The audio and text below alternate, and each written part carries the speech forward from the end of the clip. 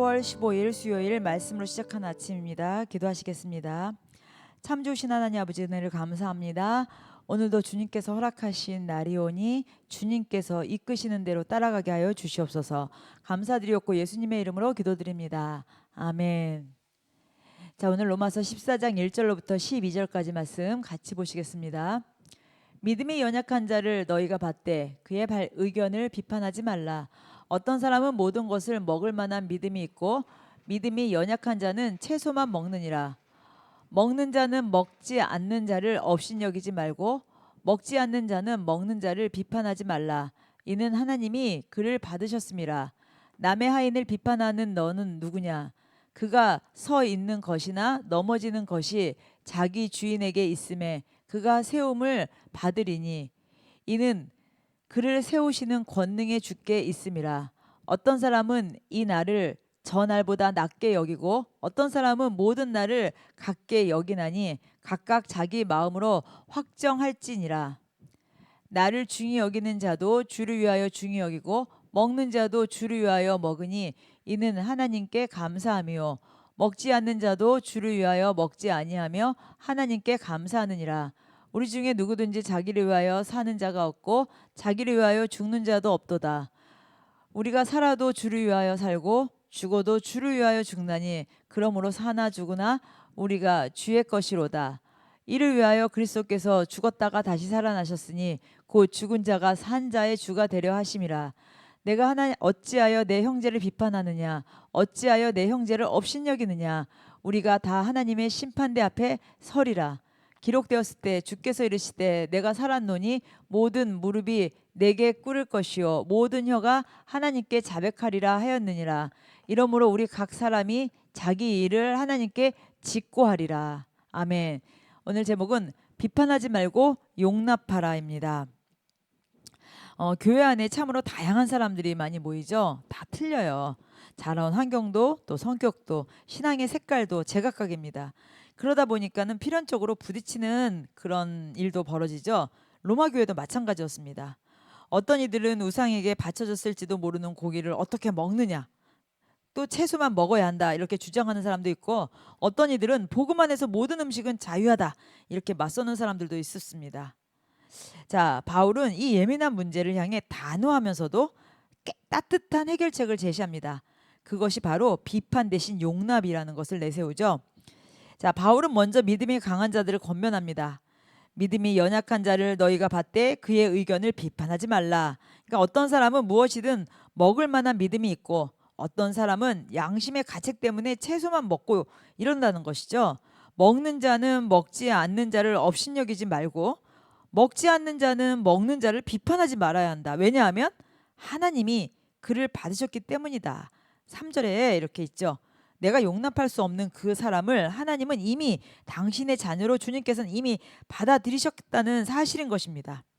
여기 4절에 보면 여기 바울이 아주 날카로운 비유를 듭니다. 남의 하인을 비판하는 너는 누구냐? 자, 종이 잘하고 있는지 못하고 있는지를 판단할 권한은 오직 주인밖에 없습니다.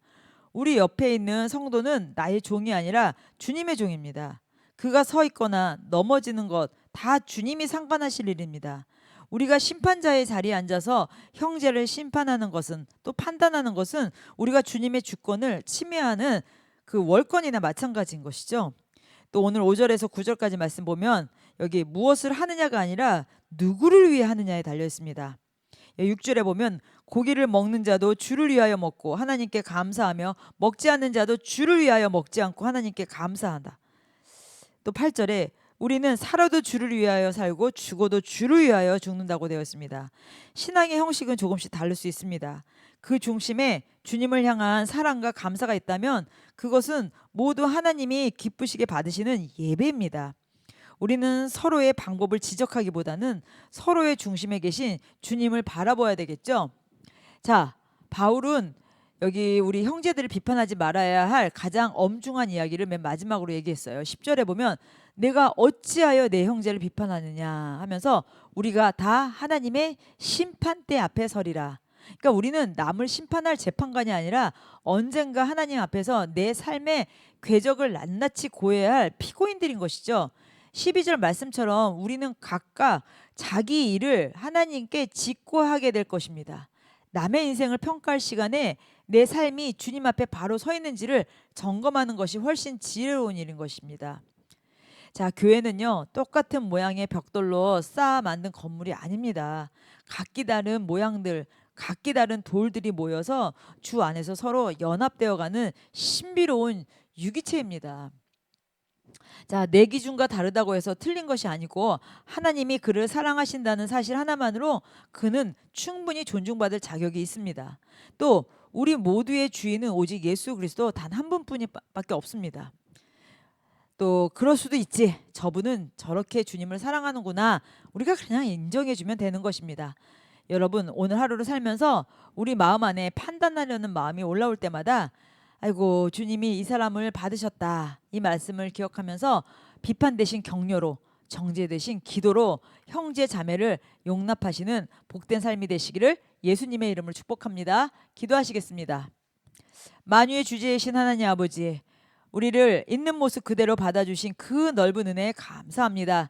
주님은 우리를 용납하셨는데 우리는 작은 다름조차도 참지 못하고 형제를 판단했음을 회개합니다. 우리의 시선이 형제의 허물이 아닌 주님의 주권에 머물게 하여 주시옵소서. 우리 공동체가 비판의 독설이 아닌 용납의 향기로 가득 차게 하여 주시옵소서.